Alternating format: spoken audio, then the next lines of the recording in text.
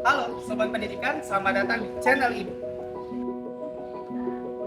Channel yang membahas tentang pemasaran, bisnis digital, teknologi, dan pembelajaran menarik lainnya. Teman-teman suka video ini, jangan lupa like ya.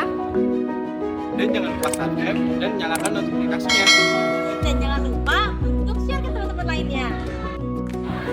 Karena Belajar sangat menyenangkan. Perhatian, video ini dibuat untuk memudahkan kegiatan belajar mengajar. Silakan digunakan sebijak mungkin tanpa merubah atau mengganti konten video yang ada dalam video ini tanpa seizin channel ini. Selamat menyaksikan. Halo semua, salam kenal.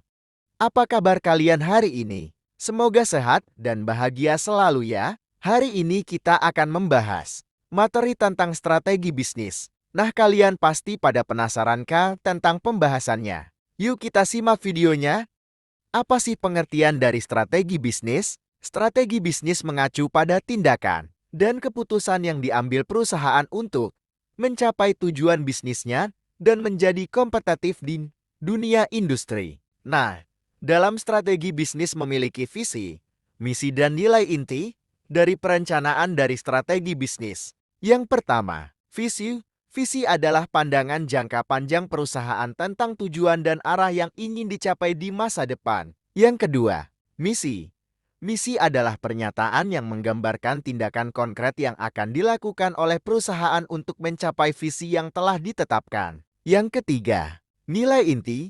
Nilai inti merupakan prinsip-prinsip atau keyakinan yang menjadi landasan dalam menjalankan bisnis dan mengambil keputusan. Dalam strategi bisnis menganut tujuan perencanaan strategi bisnis. Yang pertama, tujuan jangka panjang. Tujuan jangka panjang adalah sasaran yang ingin dicapai dalam jangka waktu yang lebih lama, biasanya lebih dari 5 tahun. Tujuan jangka pendek. Tujuan jangka pendek adalah sasaran yang ingin dicapai dalam jangka waktu yang lebih pendek, biasanya dalam 1-2 tahun. Nah, dalam strategi bisnis juga memiliki metode-metode. Yang pertama ada analisis SWOT. SWOT adalah cara menganalisis yang berguna untuk memahami faktor-faktor eksternal dan internal yang mempengaruhi jalannya sebuah bisnis. Yang pertama, strength, kekuatan. Aspek-aspek positif yang dimiliki oleh perusahaan dari dalam yang memberikan manfaat dan dukungan faktor internal positif. Yang kedua, weakness, kelemahan. Faktor-faktor negatif yang dimiliki oleh perusahaan dari dalam yang berpotensi menghambat kemajuan faktor internal negatif. Yang ketiga, opportunity, peluang. Aspek positif yang dimiliki oleh lingkungan eksternal yang dapat dimanfaatkan oleh perusahaan, faktor eksternal positif. Yang keempat, threats, ancaman. Faktor negatif yang dimiliki oleh lingkungan eksternal yang dapat mengganggu atau merugikan perusahaan, faktor eksternal negatif. Selanjutnya, analisis PESTEL. Analisis PESTEL adalah suatu pendekatan sistematis yang digunakan dalam manajemen bisnis dan perencanaan strategis untuk memahami faktor-faktor makro eksternal yang dapat mempengaruhi sebuah organisasi, perusahaan, atau proyek. Nah, dalam analisis PESTEL ada beberapa macam-macam nih. Yang pertama, analisis politikal, politik. Pemahaman faktor politik yang mempengaruhi bisnis, termasuk perubahan kebijakan dan risiko politik. Kedua, analisis ekonomik, ekonomi. Pemahaman faktor ekonomi yang mempengaruhi bisnis, termasuk peluang dan risiko akibat kondisi ekonomi yang berubah. Ketiga, analisis sosial, sosial. Membantu bisnis dalam mengenali bagaimana perubahan dalam nilai-nilai masyarakat, budaya, dan perilaku konsumen dapat berdampak pada keputusan bisnis. 4. Analisis teknologi, teknologi. Mencakup pemahaman tentang bagaimana perkembangan teknologi dan inovasi dapat mempengaruhi bisnis. Kelima, analisis environmental, lingkungan. Pemahaman terhadap faktor-faktor yang berkaitan dengan keberlanjutan lingkungan dan dampaknya terhadap bisnis. Terakhir, analisis legal, hukum. Pemahaman terhadap faktor-faktor hukum dan regulasi yang dapat mempengaruhi bisnis. Nah, metode selanjutnya adalah segmentasi pasar. Segmentasi pasar adalah kegiatan membagi suatu pasar menjadi kelompok-kelompok pembeli yang berbeda, yang memiliki kebutuhan, karakteristik atau perilaku yang berbeda, yang mungkin membutuhkan produk atau bauran pemasaran yang berbeda. Nah, dalam segmentasi pasar ada yang namanya pemilihan pasar sasaran. Apa itu pemilihan pasar sasaran? Pemilihan pasar sasaran adalah proses menentukan kelompok spesifik konsumen yang perusahaan ingin tuju. Metode strategi bisnis yang ketiga adalah Five Forces. Five Forces adalah alat analisis bisnis yang dapat digunakan perusahaan untuk menilai intensitas persaingan dalam suatu industri. 1. Persaingan industri.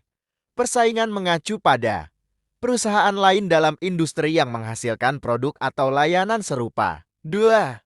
Ancaman pendatang baru. Ancaman ini menilai seberapa mudah atau sulitnya pesaing baru memasuki ruang pasar. Ketika suatu industri memiliki hambatan masuk yang rendah, ancaman pendatang baru tinggi. 3. Ancaman produk pengganti. Produk pengganti adalah barang atau jasa yang memenuhi kebutuhan konsumen atau pembeli yang sama dengan produk dan jasa yang dijual. 4. Kekuatan tawar-menawar pembeli. Daya tawar pembeli mengacu pada kemampuan mereka untuk menegosiasikan harga yang lebih rendah atau meminta produk dengan kualitas yang lebih tinggi. 5. Kekuatan tawar-menawar pemasok.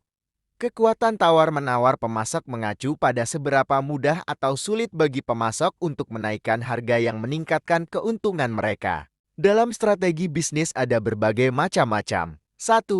Diferensiasi posisi. Strategi diferensiasi merupakan suatu tipe pendekatan yang dilakukan sebuah perusahaan guna untuk membedakan produk atau layanan mereka dari produk atau layanan konkurensinya. Strategi ini memiliki dua tipe, yaitu 1. Strategi diferensiasi vertikal, yaitu perusahaan mengevaluasi berbagai faktor seperti harga, kualitas, serta volume produk. 2. Strategi diferensiasi horizontal. Perusahaan menawarkan produk atau layanan yang memiliki faktor pembeda. 2. Strategi pemasaran. Strategi pemasaran adalah suatu cara yang telah direncanakan oleh perusahaan untuk mencapai tujuan bisnisnya. 3. Strategi penetrasi pasar. Strategi penetrasi pasar merupakan suatu pendekatan yang digunakan oleh perusahaan untuk memaksimalkan penjualan produk atau jasa yang telah ada tanpa harus melakukan perubahan pada produk tersebut. 4. Strategi pengembangan pasar. Strategi pengembangan pasar adalah strategi pertumbuhan bisnis yang berfokus pada pengenalan produk yang sudah ada ke pasar baru. 5. Strategi diversifikasi. Diversifikasi adalah suatu aktivitas memvariasikan produk, usaha, jenis aset, investasi, serta berbagai hal lainnya. 6. Strategi aliansi dan kemitraan. Aliansi strategis dan kemitraan adalah dua strategi bisnis yang dapat membantu perusahaan untuk meningkatkan daya saing dan mencapai tujuan bersama yang saling menguntungkan. 7. Strategi fokus. Strategi fokus dalam bisnis mengacu pada strategi di mana perusahaan memilih pasar yang lebih sempit atau ceruk pasar niche market. Nah, selanjutnya adalah pengembangan strategi. 1. Corporate strategy. Proses untuk menggambarkan sosok perusahaan yang mencakup 3 unsur utama. Bagaimana suatu perusahaan mendefinisikan bisnisnya, bagaimana suatu perusahaan mendefinisikan sosok persaingannya, dan bagaimana suatu perusahaan mendefinisikan konsep diri. 2. Business strategi. Merupakan strategi yang ditetapkan pada peringkat divisi perusahaan. Divisionalisasi organisasi perusahaan ini diperlukan dengan adanya pertumbuhan usaha. 3. Functional strategi. Strategi ini memfokuskan perhatiannya pada pemanfaatan atau maksimalisasi sumber daya secara produktif. Dalam strategi bisnis tentu saja ada langkah-langkah untuk mengimplementasikannya. Berikut caranya. 1. Komunikasi strategis adalah pendekatan khusus untuk mendistribusikan dan menerima informasi. 2. Resource allocation. Alokasi sumber daya yang bertujuan mendukung pencapaian tugas dan tujuan bisnis. Nah, sekarang kalian sudah mengertikan apa yang disebut dengan strategi bisnis, metode dan langkah-langkahnya. Sekian penjelasan dari saya. Sampai jumpa kembali di lain video. Bye-bye.